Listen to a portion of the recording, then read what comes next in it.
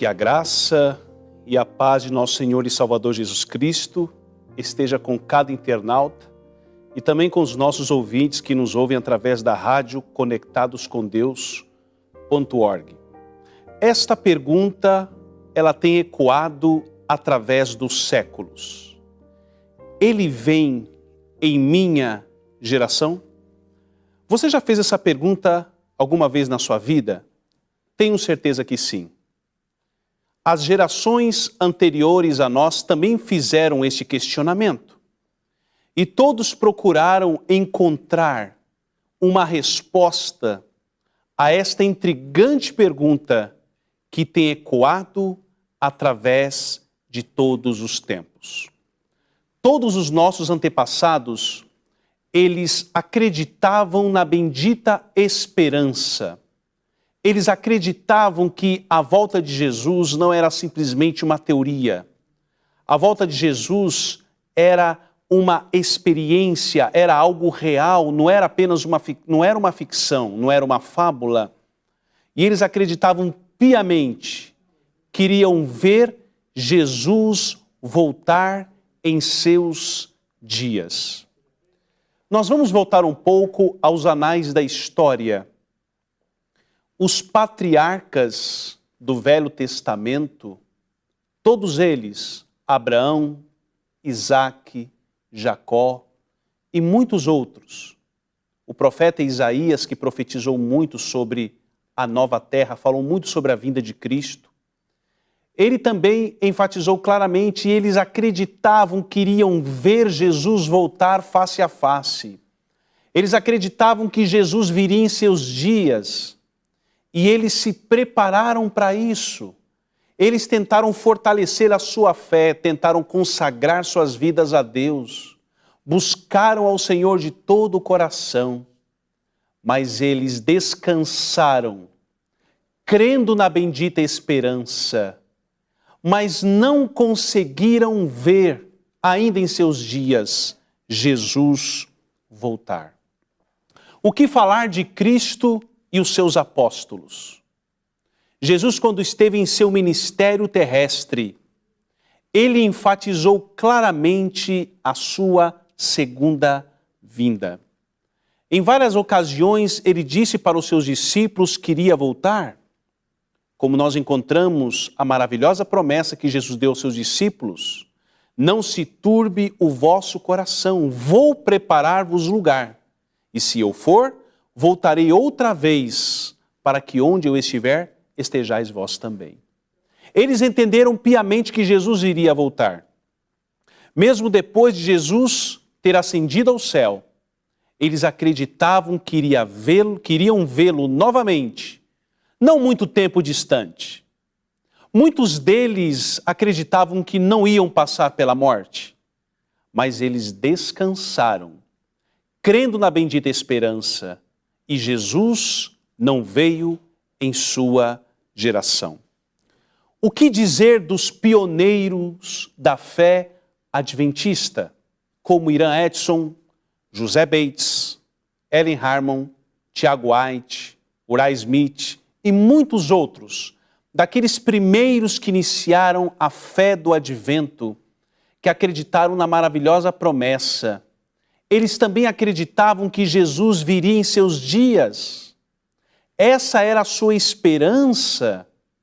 Nisso eles colocaram seus esforços, nisso eles colocaram toda a dedicação do seu coração, o trabalho evangelístico, levar as almas aos pés da cruz do Calvário.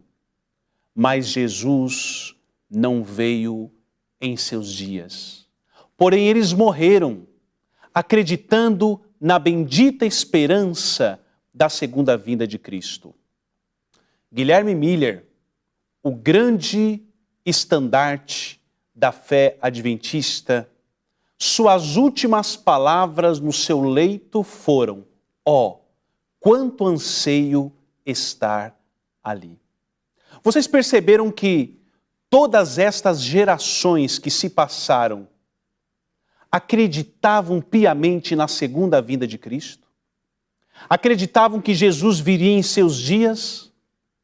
E eu pergunto, se nós perguntássemos para Jacó, ele vem em sua geração, o que ele responderia? Ele diria que sim. Se nós perguntássemos para Irã Edson, ele vem em sua geração, ele diria que sim. E o que dizer dos pioneiros do movimento de reforma? Aqueles irmãos que em 1914 lutaram pela fé que uma vez foi dada aos santos, e eles criam piamente que Jesus viria em seus dias. Mas Jesus não veio. Ainda havia uma obra a ser feita em favor da humanidade. Ainda tinha muita gente que precisava ser alcançado com a mensagem do Evangelho eterno. E Jesus não veio nessas gerações. Queridos, o grande patriarca Moisés. Moisés foi um dos grandes líderes da história da igreja que liderou o maior número de membros. Era um homem de experiência, um homem que tinha uma profunda experiência com o Senhor, também tinha experiência de anos de trabalho na obra do Mestre, e ele também acreditava piamente que Jesus viria em sua geração. E ele fez uma grande escolha. Em Hebreus capítulo 11, versículo 24 a 26, a palavra de Deus nos diz que Moisés negou ser chamado filho da filha de Faraó, preferindo ser maltratado com o povo de Deus, do que por um pouco de tempo ter os prazeres do pecado, tendo por maiores riquezas o vitupério de Cristo. Queridos, este líder se tornaria um faraó, ele se tornaria o monarca da maior nação do mundo daquela época. Eram os Estados Unidos do mundo antigo. As maiores universidades, os grandes pensadores, a prosperidade estava no Egito. Mas ele fez uma escolha, a escolha de seguir o caminho estreito, de seguir com o povo de Deus a jornada rumo à terra da promessa. E ele morreu, passou pela morte, mas tendo a esperança de ver Jesus voltar. Ele não viu Jesus voltar naquele momento, mas dias depois ele foi arrebatado e foi levado junto com o Senhor. E eu faço a grande pergunta: será que todos esses estavam equivocados? Será que a esperança deles era uma esperança vã? Ou será que eles acreditavam na palavra profética de Deus? Muitas pessoas hoje não conseguem entender. Muitas pessoas, elas ficam perdidas quando elas começam a ler essas passagens bíblicas, quando elas começam a analisar a esperança dos homens de Deus do passado e ficam se questionando, mas espera aí, eles acreditaram, eles defenderam, eles lutaram e não conseguiram ver, não conseguiram contemplar com seus olhos a volta de Jesus, que será o maior evento glorioso da história da humanidade. E eu pergunto para você nesta noite, será que a nossa esperança é uma esperança vã? Será que a nossa esperança na breve vinda de Cristo é apenas uma esperança? Ou será que é uma fé consciente? Será que você acredita na vinda de Jesus mesmo? Será que você crê que Jesus, ele vai voltar? Ou você acha que é apenas um conto da Bíblia? Eu me lembro certa vez de um relato de um irmão de experiência que ganhou muitas almas para Cristo.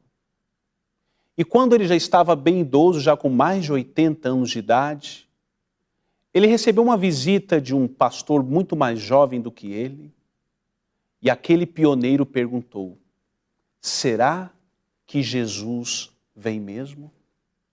Queridos, será que nós também não podemos cair neste erro? Podemos trazer muitas almas para Jesus, podemos trabalhar por Ele e para Ele, e de repente em uma fase da nossa vida a gente começar a duvidar e a se questionar, será que Ele vem em minha geração? A serva do Senhor, Ellen White, a sua primeira visão foi a visão do povo de Deus caminhando numa viagem rumo à terra da promessa. Foi a primeira visão que ela recebeu. E eu gostaria de compartilhar com vocês alguns importantes trechos desta primeira visão de Ellen White. Vamos ler. Diz assim a inspiração. Enquanto eu estava orando junto ao altar da família, o Espírito do Senhor me sobreveio e pareceu-me estar subindo mais e mais alto da escura terra. Voltei-me para ver o povo do advento no mundo, mas não o pude achar. Quando uma voz me disse, olha novamente e olha um pouco mais para cima. Com isto olhei mais para o alto e vi um caminho reto e estreito, levantado em lugar elevado do mundo. O povo do advento estava nesse caminho, a viajar para a cidade que se achava na sua extremidade mais afastada. Eu queria só fazer um breve comentário neste texto que eu acabei de ler. Aqui a serva do Senhor diz que o povo de Deus estava fazendo uma viagem rumo à nova Canaã, à nova Jerusalém.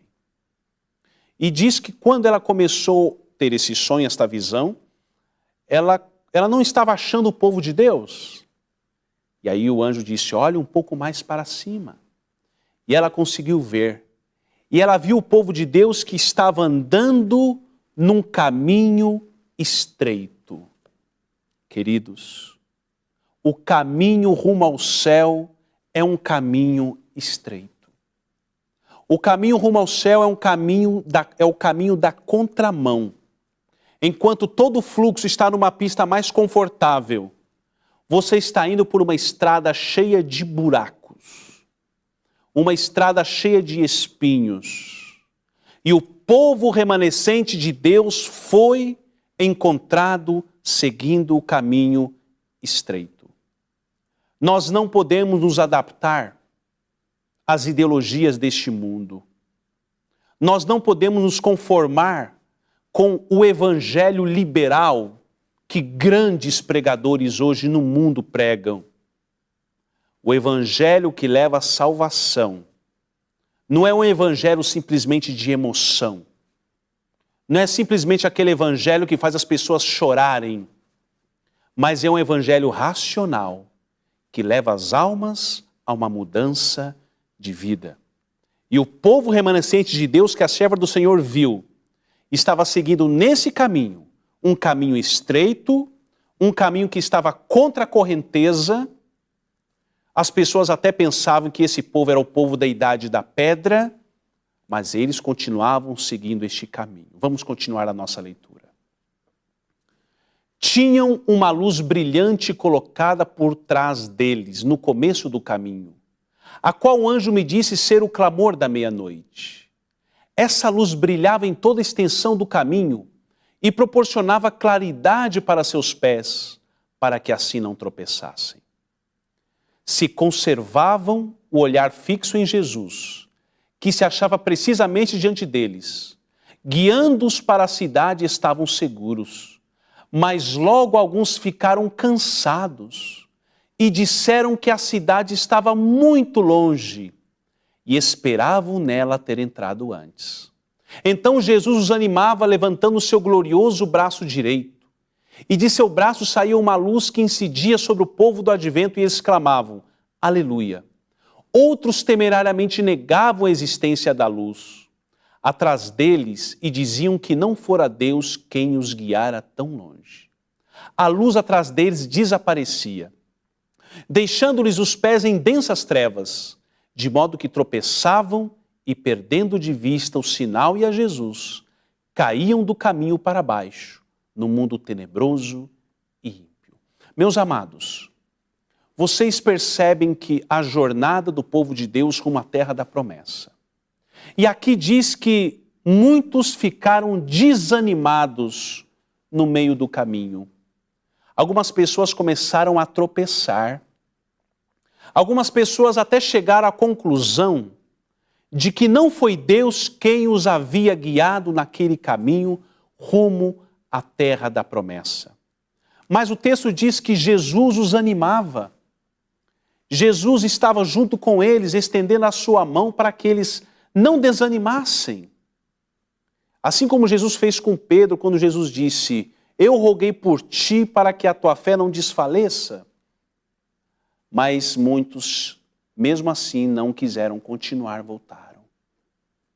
Na igreja do Senhor é a mesma coisa. Quantas almas já defenderam esta verdade? Quantas almas já ocuparam espaços dentro da igreja? Quantas pessoas foram grandes pregadores e até líderes? E onde estão hoje? Não estão mais aqui. Queridos, é muito perigoso nos afastarmos do caminho de Deus. É muito perigoso abandonar a verdade. E o ser humano, ele procura escusas para as suas decisões. Algumas pessoas dizem: não foi Deus que me guiou até aqui, não. Agora Deus tem algo melhor para mim. A nossa fé, ela precisa estar fundamentada neste livro. E este livro se chama a Palavra de Deus. A fé verdadeira, a religião verdadeira não nos faz voltar para trás. Ela não faz você regredir nos parâmetros estabelecidos por Deus para a sua igreja. Ele te faz melhorar a cada dia mais. Cada dia mais melhorando, cada dia mais mudando em todos os aspectos. Mas se você escolhe um caminho que aparentemente é um caminho mais light, é um caminho mais liberal, onde as pessoas, elas simplesmente dizem que tem uma igreja, mas vivem como o mundo vive. Não refletem os raios da luz de Cristo. Esta religião não pode ser a religião verdadeira. Porque a religião verdadeira, ela te coloca em uma solenidade com as coisas de Deus. Ela faz com que você a cada dia morra para o mundo e viva para Cristo. Mas se esta religião diz que você tem que se conformar com o mundo, que é assim mesmo, que não tem problema, de que Jesus vai te aceitar do jeito que você está e que você continue do jeito que está.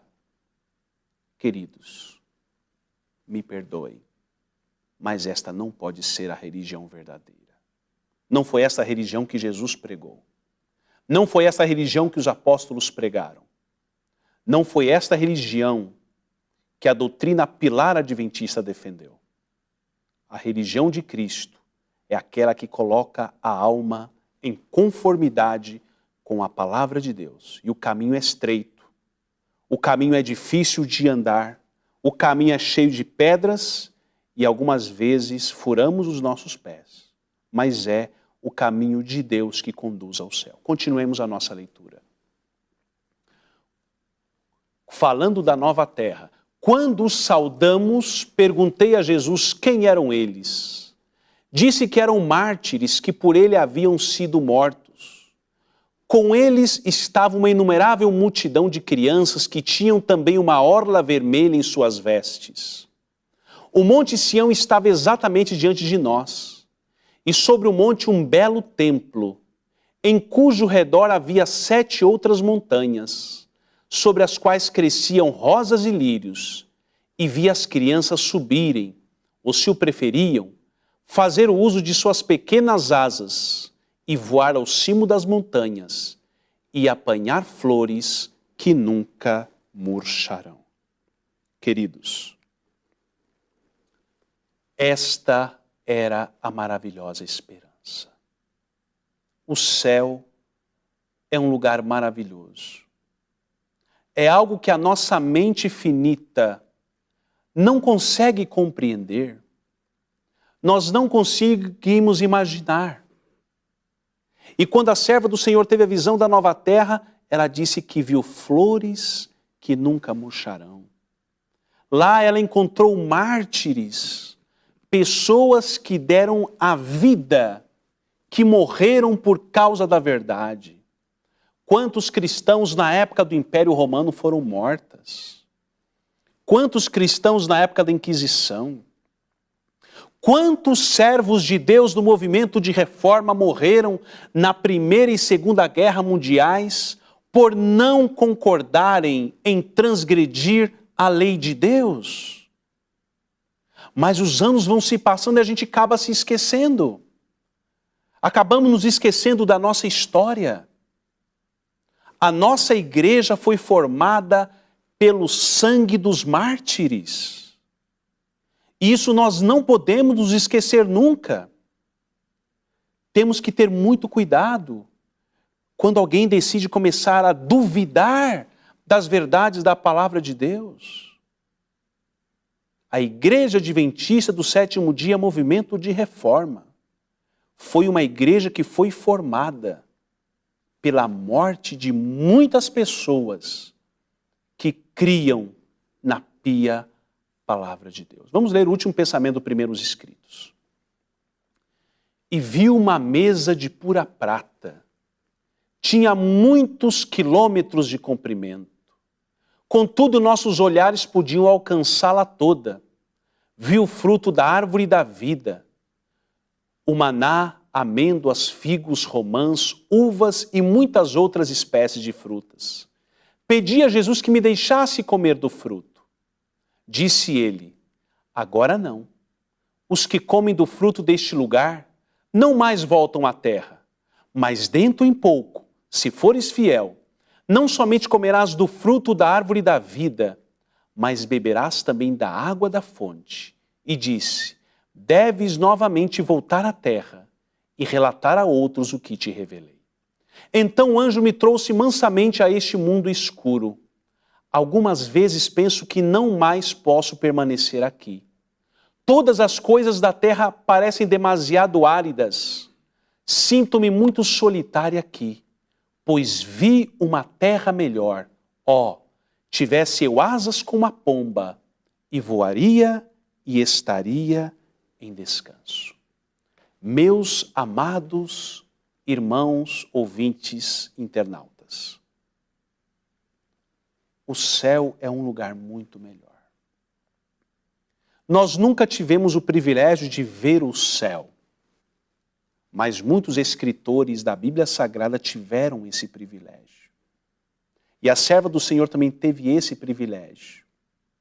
E quando ele viu o céu, e ela novamente voltou da sua visão para este mundo, ela percebeu que nada do mais belo que existe aqui pode se comparar com o céu. O apóstolo Paulo tinha uma grande esperança.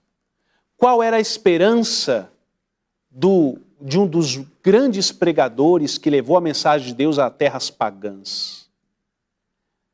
Paulo não acreditava na sua morte. Ele não acreditava que iria morrer e ressuscitar. Ele acreditava que iria ver Jesus voltar em seus dias. Vejam as suas palavras no livro de 1 Tessalonicenses, capítulo 4, verso 17. A palavra de Deus diz assim: depois nós, os que ficarmos vivos, seremos arrebatados juntamente com eles nas nuvens, a encontrar o Senhor nos ares, e assim estaremos sempre com o Senhor. Qual era a grande esperança do apóstolo dos gentios? Ver Jesus voltar sem passar pela morte. Ele disse, nós, eu, os que ficarmos vivos, veremos o Senhor Jesus vir nas nuvens e seremos arrebatados junto com Ele nos ares. Amados, que maravilhosa esperança! Ele não conseguiu ver Jesus voltar, mas ele combateu o combate da fé. Todos esses fiéis cristãos, eles morreram combatendo o combate da fé. Eles findaram a carreira, mas findaram acreditando na grande esperança. O apóstolo Pedro, que foi um dos mensageiros de Deus durante o Pentecostes, ele também deu um relato muito importante. Diz assim a palavra de Deus, Atos capítulo 2, a partir do verso 14. Pedro, porém, pondo-se em pé com os 11, levantou a sua voz e disse-lhes, homens judeus, e todos os que habitais em Jerusalém, seja-vos isto notório e escutai as minhas palavras, mas isto é o que foi dito pelo profeta Joel. E nos últimos dias acontecerá, diz Deus, que do meu espírito derramarei sobre toda a carne, e os vossos filhos e as vossas filhas profetizarão, os vossos jovens terão visões, e os vossos velhos terão sonhos, e também o meu espírito derramarei sobre os meus servos e sobre as minhas servas naqueles dias, e profetizarão. Que maravilhosa promessa! O apóstolo Pedro acreditava que aquele momento era o momento da conclusão da obra. E esta mensagem de Joel, do profeta Joel, que foi repetido por Pedro, não se refere não somente à chuva temporã, que foi nos dias dos apóstolos, mas também nos últimos dias agora na chuva serôdia, quando o Espírito Santo será derramado com grande poder e glória. Nós vivemos numa época em que muitas pessoas escarnecem da palavra de Deus. Eu me lembro uma vez eu trabalhei em um campo e eu comecei a visitar uma família que não era cristã. E comecei a falar do Evangelho, falando sobre a nova terra, sobre o céu, sobre a maravilha de entregar a vida para Jesus como Salvador.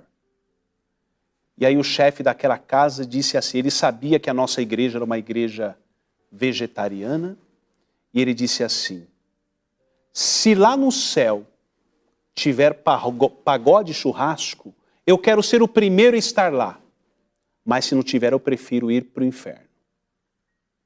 Queridos, existem muitos zombadores, como existiam nos tempos de Noé. Às vezes eu e você podemos não zombar exatamente nessas palavras, mas no nosso comportamento, no nosso dia a dia, nós dizemos, o meu Senhor tarde virá. E em 2 Pedro capítulo 3, versículos 3 e 4, nós encontramos uma solene advertência que diz assim, sabendo primeiro isto, que nos últimos dias virão escarnecedores, andando segundo as suas próprias concupiscências, dizendo, onde está a promessa da sua vinda? Porque desde que os pais dormiam, todas as coisas permanecem como desde o princípio da criação. Você já ouviu isso alguma vez na sua vida, não? Eu já ouvi várias vezes. Muitas pessoas dizem, olha, minha avó dizia que Jesus ia voltar e Jesus não veio. O irmão fulano que foi o pioneiro da igreja dizia e Jesus não veio. E muitas vezes dizemos que Jesus não vai voltar. Porém, nós estamos nos últimos acontecimentos da história do planeta Terra. O nosso mundo não vai mais durar muito tempo. E segundo a Bíblia, como é que seriam os últimos acontecimentos? Vejamos o que nos diz a palavra de Deus no livro de Apocalipse, capítulo 22, versículo 6. E disse-me, estas palavras são fiéis e verdadeiras. E o Senhor, o Deus dos santos profetas, enviou o seu anjo para mostrar aos seus servos as coisas que em breve hão de acontecer. Aqui diz que os últimos acontecimentos serão rápidos, serão breves. Nós estamos presenciando uma pandemia, não é uma epidemia, uma pandemia. E isso é um sinal de alerta para nós. É um sinal de alerta para mim e para você, porque coisas piores vão acontecer. E se nós não formos fiéis nas pequenas provas, nós não seremos fiéis nas grandes provas que virão sobre a igreja, que virão sobre o povo de Deus. Martinho Lutero, o grande ícone da reforma protestante do século XVI, ele cria piamente na segunda vinda de Cristo. Lutero disse as seguintes palavras: estou seguro de que o dia do juízo está muito perto. Não importa que não saibamos o dia preciso, talvez alguém o poderá precisar, mas sem dúvida o fim do tempo está chegando. Qual era a esperança do reformador? Ele vivia numa sociedade moralmente muito melhor do que a nossa, apesar que o pecado sempre existiu, os pecados sempre foram os mesmos, mas numa proporção muito menor que os dias de hoje. Mas ele cria piamente que Jesus iria voltar. Deus, ele vai fazer grandes milagres. E um dos grandes milagres que ele vai fazer quando ele voltar é o milagre da ressurreição. Meus amados, durante este período de pandemia, vários irmãos descansaram. Alguns acometidos por este vírus e outros por outras enfermidades. Mas haverá um grande milagre, Jesus vai fazer um grande milagre na sua segunda vinda, que chamamos o milagre da ressurreição. Na palavra de Deus, o texto que nós lemos para a nossa reflexão e oração, Evangelho de João, capítulo 5, verso 28 e 29 diz: não vos maravilheis disto, porque vem a hora em que todos os que estão nos sepulcros ouvirão a sua voz, e os que fizeram bem sairão para a ressurreição da vida, e os que fizeram mal para a ressurreição da condenação. Que evento glorioso! Jesus vai ressuscitar aqueles que descansaram no pó da terra. A nossa mente não consegue entender plenamente tudo isto. Quando as tumbas se abrirem, quando Jesus disser despertai, despertai, despertai, vós que dormis no pó da terra. Quando as sepulturas se rompem, e aí as almas de Deus são ressuscitadas, fisicamente. E a inspiração diz que muitas crianças que morreram, neste momento os anjos de Deus pegam estas crianças, entregam nos braços de seus pais. Queridos, a salvação do seu filho, enquanto ele não tem o poder de decisão, está nas suas mãos. Quantos pais abandonam a igreja quando seus filhos ainda são pequenos? Depois eles refletem, depois de anos, e decidem voltar. Mas algumas vezes voltam sozinhos. Mas existe perdão. Existe esperança. Se você já cometeu este erro, você não consegue mais apagar o que aconteceu. Mas se você está pensando nisso, não cometa esta grande loucura. O maior erro que um pai e uma mãe pode cometer é abandonar os caminhos de Deus enquanto tem seus filhos pequenos. Mesmo que eles voltem um dia mais tarde. Mas às vezes eles voltam sozinhos. Não faça isso.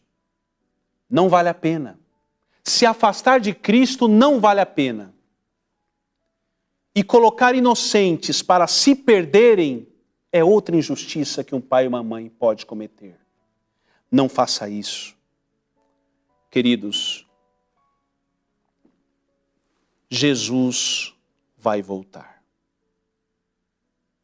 Esse dia está muito perto. Eu gostaria de concluir esta reflexão contando a experiência de Henry White. Era o filho primogênito de Ellen e Tiago White. Henry White era um jovem muito dedicado à igreja. Era um jovem que apreciava a palavra de Deus, apreciava as escrituras, gostava de cantar. E quando esse jovem completou 16 anos, ele foi acometido por uma grave enfermidade que naquela época era uma enfermidade mortal, chamada tuberculose. E aquele jovem, ele foi acometido por esta doença. E a enfermidade, ela começou a se agravar. E os seus pais ficaram aflitos. Qual é o pai ou a mãe que não fica aflito ao ver um filho, uma filha no leito de dor, com uma enfermidade grave? E quando a doença começou a se agravar cada vez mais, o jovem Henry chama os seus pais, Tiago e Ellen White. E ele disse: papai e mamãe, eu gostaria que vocês orassem por mim e entregassem o meu caso nas mãos de Deus. Mas eu não quero que vocês orem juntos. Eu quero que papai e você ore separado e você, mamãe, ore separada do papai. Por que ele fez esta pergunta? Para que o coração paterno e o coração materno não tentassem pedir para Deus algo que Deus não queria, que não era a sua vontade fazer naquele momento. Deus conhece o futuro. Deus sabe de tudo. E Tiago White e Ellen White, separadamente, entregaram a vida de seu filho nas mãos do poderoso Deus. Queridos, e a doença foi se agravando cada vez mais. E quando chegou nos últimos momentos na vida do jovem Henry White, já nos seus últimos minutos de vida, ele fez o seu último pedido aos seus pais. Ele disse: papai e mamãe, eu quero fazer o meu último pedido.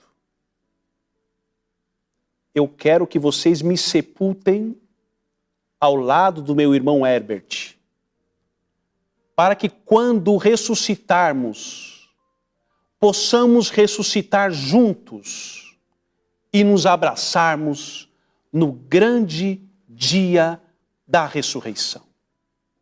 Meus amados irmãos, que fé, que confiança, que coragem, que determinação tinha aquele jovem de 16 anos ao estar face a face com o momento crucial de sua vida. Vem a grande pergunta: quanto falta? Ele vem em nossa geração? Eu creio piamente que o nosso mundo não vai levar mais muito tempo. Tudo nos mostra que Jesus realmente vai voltar. E eu creio com o olhar da fé que Jesus vem em minha geração. E eu gostaria de deixar com vocês o último texto do patriarca Jó. Jó capítulo 42, versículo 5 diz assim: Senhor, meus ouvidos já tinham ouvido a teu respeito, mas agora os meus olhos te viram. Meus amados irmãos e irmãs, a você, querido internauta, a você, querido ouvinte, que nos acompanha pela primeira vez, a grande promessa é: Jesus vai voltar. E eu te pergunto, você está preparado para o grande dia de Deus? Você, querido jovem que nos assiste nesta noite, você está preparado para o grande dia do Deus Todo-Poderoso? Que o Senhor possa tirar o mundo do nosso coração. A você que é amigo da igreja, você que concorda com a doutrina, você que frequenta a igreja, você que é amigo dos irmãos da igreja, mas você ainda não tomou a sua decisão. E eu te pergunto, o que você está esperando? Para quando você está esperando a sua decisão? Não deixe para amanhã. Amanhã pode ser muito tarde. Hoje, agora, é o momento da decisão. É o momento em que você e eu precisamos decidir de que lado estamos. E a minha vida e a tua vida vão dizer se nós estamos do lado do Senhor ou nós estamos do lado do adversário. Que o Senhor nos dê essa viva experiência e que a minha vida e a sua vida possam ser transformados pelo poder de Deus. E possamos dizer, como diz a palavra do Senhor: ora vem, Senhor Jesus. Amém. Se de alguma forma essa mensagem tocou o seu coração, compartilhe com seus amigos e familiares. Deixe o seu like, se inscreva no canal para receber todas as mensagens que ajudarão a edificar a sua vida espiritual. Deus te abençoe sempre.